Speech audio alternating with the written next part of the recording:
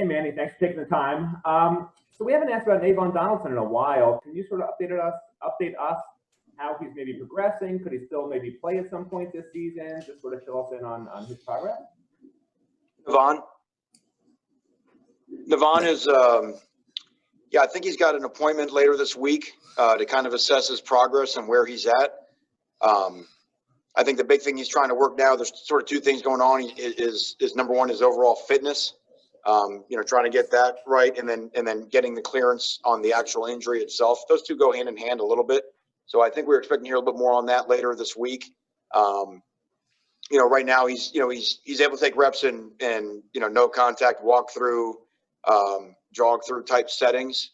So obviously we're still hoping to have him with the way the season is playing in through December, have him be able to play some sort of role. But I couldn't say one thing for sure right now. Coach, we've got David Lake from InsideTheU. David?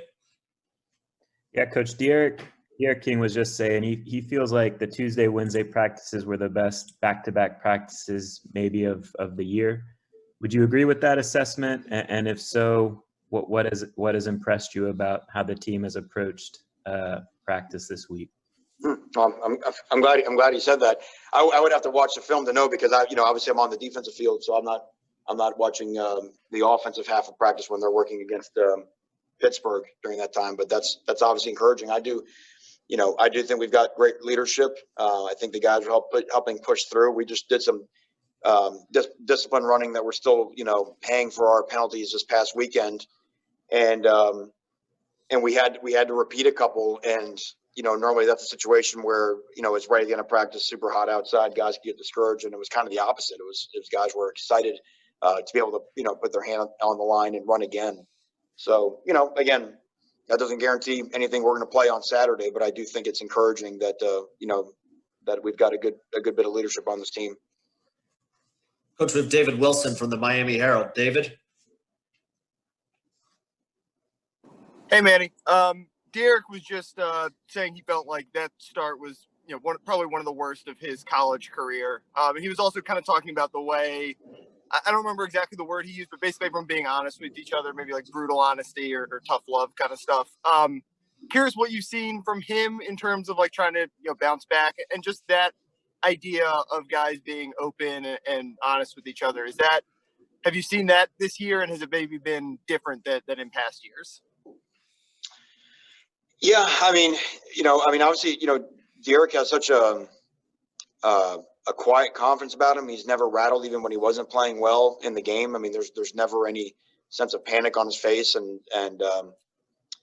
but yeah, I think as internally, as a staff and as a football team, I think we were all able to put our hands up and say, hey, these are places where we all could have been a lot better, and be vulnerable to each other like that, and then to be able to own it, and then be able to move on, and so, like I said, you got to tell some harsh truths after a game like that, but once you own them, when you have your leaders that are willing to be accountable for that, it's encouraging. That starts with us as the coaching staff, with our message inside the building, and then it goes on to the players.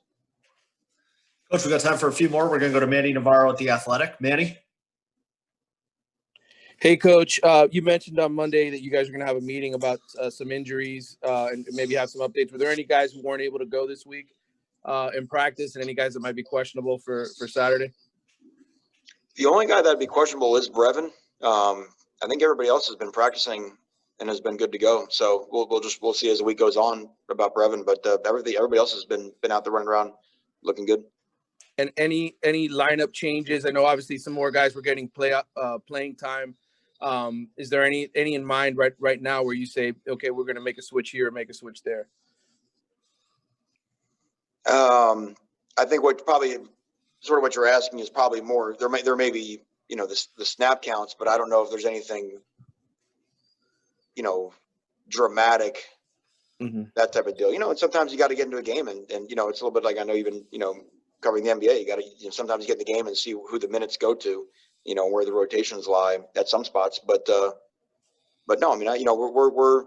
we're still valuable. We got to watch a film from today and see who's doing best and give us the best chance to win. Thanks. Coach, we've got Chris Stock from InsideTheU. Chris?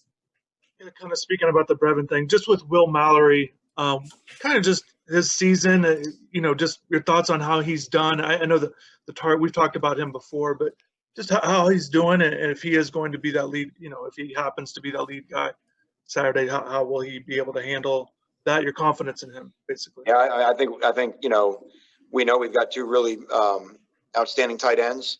I think Will has really made some big improvements this year in terms of his physicality and his blocking and doing some of the things that the actual tight end position requires. But then, in this offense and his ability to spread out and just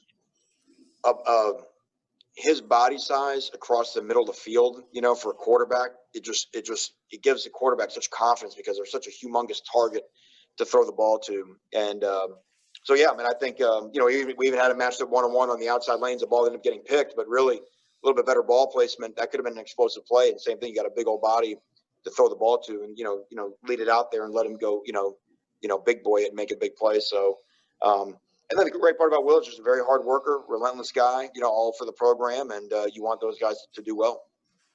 Coach, we got Barry Jackson from the Miami Herald. Barry? Hi, Manny. A quick thing on COVID and a quick on Avery Huff. With Huff, what does he have to do to become a factor for defensive snaps? And on COVID, your coaching staff and the players have done such a good job keeping it under control on your team. Have you told the players, ordered them, or encouraged them not to go out to dinner, not to go to sports bars, et cetera, et cetera? Starting with Avery just has to continue to learn the ins and outs of the defense. Avery's a guy, and he's not alone. There are certain guys that just we forget it often that we're playing football and it feels like a normal football season. This is anything but a normal football season, and not having spring practice and not having those reps, and probably I think we were short 4 to 5 practices of what we would normally had in a training camp.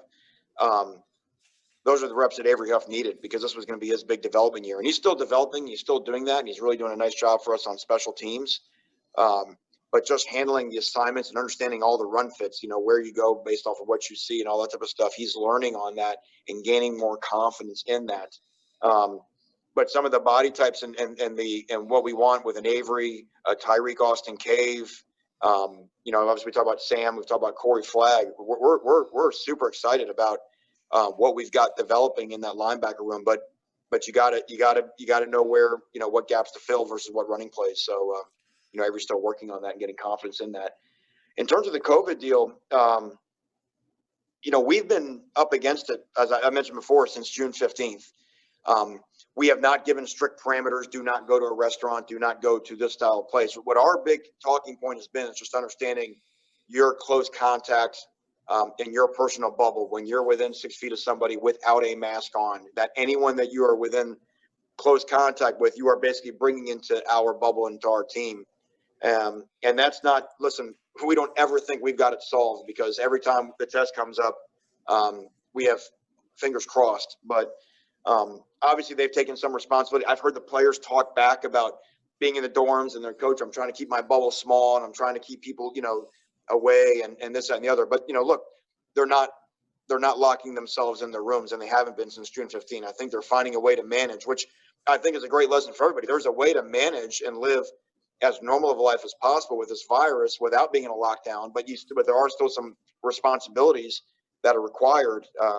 But like I said, I don't ever want to talk like we've got it sorted out, because the second you do, bam, I mean, that's what we've seen. And now it's you're up.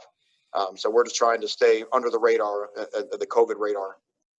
Coach, this is the last one. We have Susan Miller-Degnan from the Herald. Susan? Hey, Manny. Kenny Pickett, their quarterback for Pitt, I believe he has an injured ankle. How has that affected, or does that affect preparation? I know his backup, Kenny is a veteran, but his backups are young. Yeah, I mean, he was able to continue playing.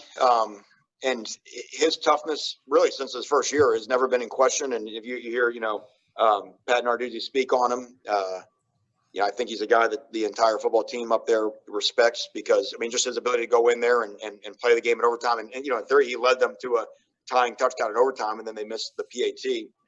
So, we would expect him to play. Certainly, he's burned us on some long runs in the past. I think their longest play from scrimmage a year ago might have been a scramble, either the longest or second longest they had against us. But his number one his still number one asset is his arm. He's got a cannon for an arm and can make some really throw some real darts down the field, and we would expect that regardless of whatever condition his ankle is in. If he finished the game last week, we expect him to be able to play against us this week.